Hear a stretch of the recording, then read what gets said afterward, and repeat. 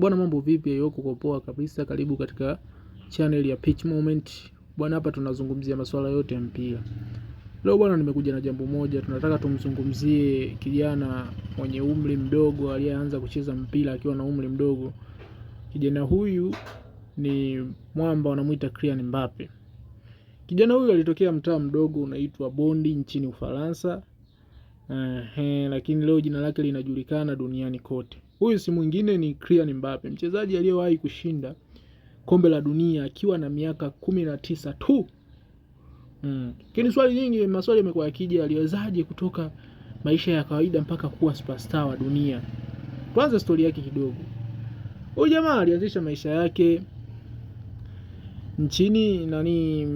mjini Bondi. Kylian Mbappe alikuwa katika mji wa Bondi, karibu na Paris. Huu mji ulikuwa karibu na Paris, sio mbali sana na Paris.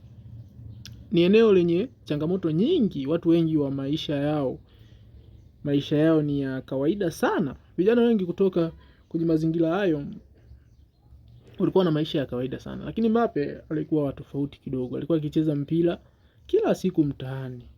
Na kitu kingine usichokijua, baba yake na Mbappe alikuwa ni kocha wa mpira. Kwa jamaa alikuwa hahangaiki sana, alikuwa na kocha nyumbani tu. Kiamka anaamka naye na mazoezi. Safari yake ya soka rasmi ilianza kwenye klabu ya ACA Bondi. Baada ya hapo akachaguliwa kwenda academy kubwa ya Ufaransa inaitwa Clairefontaine. Hapa ndipo wachezaji wengi wakubwa wa Ufaransa walianzia soka lao na kujulikana duniani kote. Lakini Mbappe alikuwa tofauti kidogo.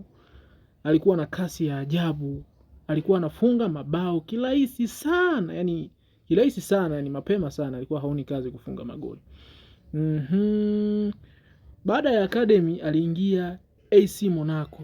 Baada ya kutoka academy aliingia AC Monaco. Akacheza na alisaidia Monaco kushinda ligi. Unaona? Alivutia vilabu vingi vikubwa sana duniani, Ulaya huko. Na akiwa na umri wa miaka 18 tu, dunia nzima ilianza kumzungumzia huyo mwamba Kylian Mbappe. 2018 ndo alibadilisha historia huyu mwamba Kylian Mbappe. Hapa ndipo historia ilibadilika kabisa ya Kylian Mbappe. Kylian Mbappe alicheza Ufaransa kombe la dunia. Matokeo ya Ufaransa walishinda kombe la dunia. Mbappe alifunga mabao muhimu.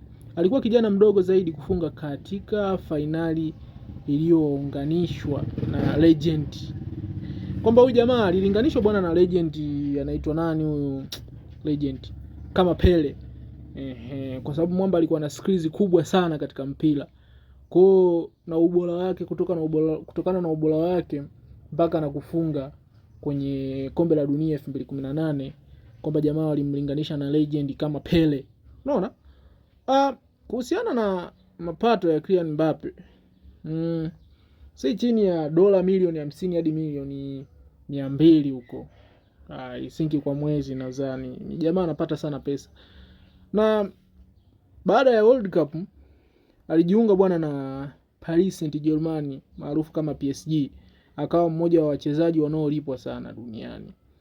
Mapato yake jamaa alikuwa na mikataba mikubwa katika klabu, alikuwa sponsorship wa Nike, tunaona ma Nike haya maviatu, ma Nike masweta nini, mambo mengi. Kwa jamaa alikuwa sponsorship, kwa alikuwa analipwa na makampuni na mikataba bado ya klabu yake ilikuwa inamlipa. Kwa jamaa alikuwa na vyanzo vingi sana vya kuingiza pesa.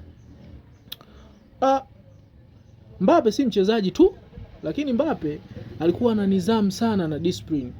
Unaona, watu wengi naona wanakuwa hawana nidhamu bwana. Nidhamu ni kitu cha muhimu sana. Mbappe nidhamu ilimsaidia sana mpaka kufika mpaka sasa hivi hapo alipo bwana. Baada ya kutoka PSG bwana, matajiri wa Real Madrid wakaamua kuchukua kipaji hichi. Baadaye alihamia Real Madrid. Hapo alikamilisha ndoto yake ya kucheza klabu kubwa duniani. Kwa sababu Mbappe alikuwa na ndoto kubwa sana za kucheza klabu kubwa duniani, kama hivyo mojawapo ya klabu ya Real Madrid. Tumekuwa tukikuwa tunaisikia bwana Real Madrid. Kingine bwana, nataka niwashauri kidogo. Bwana, nidhamu ni jambo la muhimu sana. Kwenye jambo lolote unatakiwa uende nidhamu itangulie mbele ndio utafanikiwa. Kama mambo yetu hapa Kylian Mbappe. Unajua ukiwa na kipaji sawa na kazi bure kama hauna nidhamu. Kwa hiyo nidhamu inahitajika sana. Nimekuzungumzia kidogo tu historia bwana ya Kylian Mbappe. Hiyo ndio historia fupi kwa ufupi ya Kylian Mbappe hiyo. Unaona? Kwa hiyo kama umependa kusikiliza historia ya Kylian Mbappe kwa ufupi, kwa ndugu yangu usisahau kusubscribe, kulike na kucomment. Comment Mbappe ili utupe motivation sisi ma content creator wadogo. Utupe motivation tuendelee kuwapa historia za wachezaji wengine. Next time tunakuja na historia bwana ya mchezaji mkubwa sana duniani aliyetikisa Ronaldo. Tukitoka Ronaldo tunakuja na historia ya Lionel Messi. Ndugu yangu usisahau kusubscribe, kulike na kucomment pia ili wafikie watu wengi zaidi. Asante kwa kunisikiliza. Hii ni Pitch Moment channel. Karibu tuendelee kupata update mbalimbali za soka. Asante kwa kunisikiliza.